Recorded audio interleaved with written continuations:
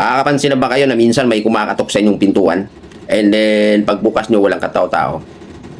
Yun ang isi-share natin ngayon, guys, no? So, maraming ganyan na pagbukas nila ng kanilang pintuan, pagbukas ng kanilang pintuan, may kumakatok, lalo na pagdating sa gabi. May kumakatok sa kanilang bahay, and then pag binuksan mo, walang katao-tao. Wala kang nakikitang may taong kumatok. So, pag ganun, kabahan ka na. Diba? So, ano bang dahilan yan, guys? Marami yan, guys, no? May maraming mga kumakalampag na lang sa loob ng iyong bahay. Pero napapansin mo, wala man lang tao, walang pusa, o wala man lang daga. Pero may kumakalampag sa inyong bahay. Bakit ba nangyayari yan sa ating pamamahay? So, importanteng malaman nyo to, guys, para hindi na tayo mag-aambala, no? So, ang una nyong gagawin, guys, no? Ang una nyong gagawin, guys, ay tingnan nyo yung inyong mga pintuan. Inyong pintuan, and then inyong mga bintana, no? Bintana to pintuan. So, mahalaga yan, guys, no? Kasi, guys, pagka ang inyong bahay kasi na tagusan, halimbawa, yung pintuan to pintuan, yung pintuan nyo mismo, guys, ay magkaharap. Kumbaga, tagusan siya. Magkaharap siya. No? Yung pintuan sa harapan at yung pintuan mo sa likod ay magkaharap. No? Ano bang koneksyon diyan? No? At saka yung bintana, pintuan to bintana magkaharap. Kumbaga, tagusan siya, guys, no? And then pagpasok mo sa bahay, nandiyan na yung Buyap sa inahan. pintuan mo sa pintuan, nandiyan ka sa pintuan mo, pag lumabas ka sa likod, diretso lang, wala nang karang-harang. So, baguhin nyo yan, guys. Alam nyo kasi, guys, kaya kung mapansin nyo, yung bahay nyo may nanggugulo. May mga napapansin ka at kung ano-ano. So, yan, guys, may ugnayan yan sa mga engkanto. No, may ugnayan sa mga engkanto. Alam nyo kasi, guys, ang mga engkanto kasi, pag naglakad yan, dire-diretso ang lakad yan. Naglalakad yan. And then, alam nyo naman, pag naglalakad yan, ay hindi lang isa, dalawa, marami yan. Ngayon, habang naglalakad sila, guys, ay natutumbok nila ang inyong bahay. Natutumbok nila ang inyong bahay. And then, pagtingin nila na tagusan yung pintuan mo, papasok yan sa inyong bahay. And then, dadaan sila sa loob ng iyong bahay. So, ang mangyayari, siyempre, may mga masagi-sagi sila, kaya mapapansin mo. Kasi kasi natin yan nakikita.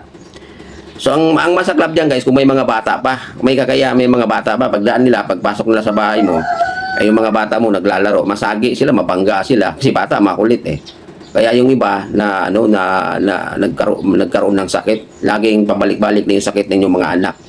Ang nangyari, kung may ipon ka, hindi ka makakaipon kasi yung pera mo napunta lang sa hospitalization dahil sa iyong mga anak. Di ba? So, ang gagawin nyo, guys, pag ganun kasi ang bahay nyo, kailangan baguhin nyo. Kung titingnan nyo, guys, no, kung ang bahay nyo ay tagusan yan, kailangan isara mo yung isa. Halimbawa, yung pintuan to pintuan magkaharap, isasara mo yung isa. Ang maganda mong gawin yan, ilipat mo yung pintuan mo. Yung isa na hindi siya tagusan. Para yung bahay mo, pagpasok mo, ay may bangga siya.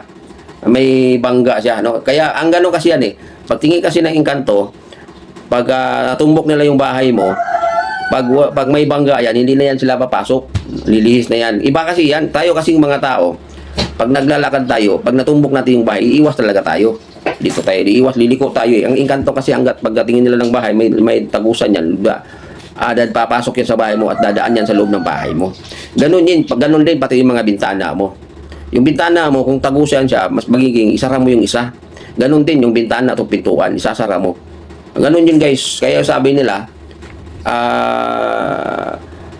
marami na kasi kaming, yung kaibigan ko kasi, marami na silang na-encounter na ganyan.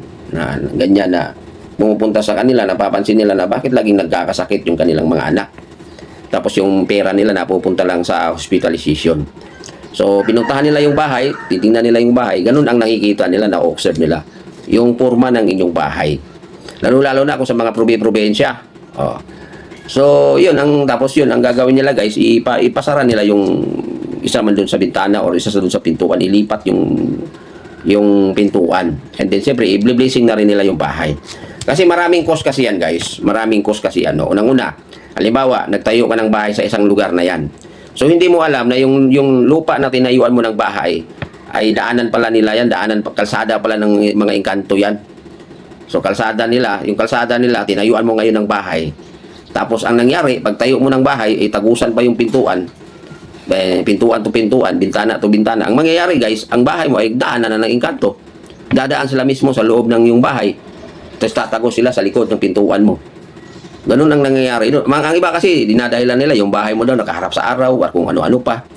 Pero yun ang guys, yun ang kaya na sabi nila, malas tong bahay nila. Hindi daw maganda yung ng bahay kasi, yung nga, laging ang pira nila, hindi sila makaipon. So maraming senaryo yan. And then, isa pa, halimbawa, nagtayo ka ng bahay, sa routine nagtayo ka ng bahay, pero may nandyan na nakatira yung mga engkanto, nakatira na sila dyan sa lugar na yan, ay talagang gagambalain kayo, kung naka-experience kayo nyan. So, halimbawa, nakatayo na naman yung bahay, tapos nagtayo ka ng bahay sa lugar na yan, nandyan yun yung bahay ng mga engkanto, ay talagang guguluhin ka nyan. So, ang kailangan mo lang yan dyan guys, is kailangan mablisingan yung bahay mo. Mablisingan mo yung bahay mo ng pare. Pare ng Katoliko, wag kayong magpablising ng ibang kung mga pastor man yan, sa ibang simbahan kasi mga pastor, kung si pareng Katoliko ang mag-blessing sa inyo. And then, paano ba mag-blessing? Pag nag-blessing yung pare, kailangan paduguan mo yung bahay nyo ng hayop, pwedeng baboy, basta hayop na kulay puti guys, manok. Pwede na yan, manok, pwede din pato. Basta puti siya, walang ibang kulay. Puti siya, pati paan niya, mga puti. So, ipaduguin nyo yan sa loob ng inyong bahay. Tapos, ang gagawin nyo, kailangan sa loob ng 3 araw, huwag kayong maglinis ng inyong bahay. Ikalat nyo yung dugo sa loob ng bahay nyo, kwarto, sala, kusina, basta parte ng inyong bahay. And then, huwag kayong maglinis sa loob ng 3 araw. Hayaan mo lang matuyo yung dugo dyan. Hayaan mo lang sa loob ng 3 araw. Saka ka na maglinis after ng 3 araw. Ganun yun guys. Kasi ano ba ang koneksyon dyan sa dugo na yan? Sa dugo na ano bang koneksyon sa engkanto dyan? No? Ang kasi yan guys, para bang halimbawa, para bang nagpalayas ka ng tao. Nagpalayas ka ng tao, sir, ililipat na sila ng ibang tirahan, parang nagbigay ka ng pera sa kanila.